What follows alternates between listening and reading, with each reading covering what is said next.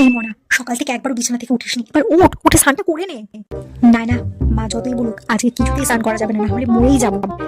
আরে না না, আমি বললাম না আজকে স্নান করবো না, আজকে যা কিছু হয়ে যাবে আমি স্নান করবো না। তুমি যাও তো।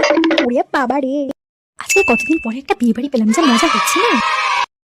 উফ, যা গরম পড়েছে তো, আমি বলবো সোয়েটার পরবোই না। বাবা, আমাকে কি সুন্দর লাগছে। তুই সোয়েটার পরে নাকি এত সেজে? কি রে, সেই সকাল থেকে তুই সাজছিস, তোর এখনো সাজা হলো না? হয়ে গেছে। টুপি কোথায়, সোয়েটার কোথায়? কি রে, তুই এইভাবে সাজাবি? উফ মা, তুমি কি বলছো?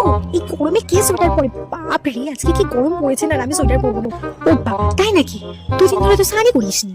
আবার আজকে সকালবেলাও তো স্নান করিসনি, লেপের মধ্যে থেকে তো বাহারই হোসনি, এখন হঠাৎ করে ঠান্ডা কমে গেল।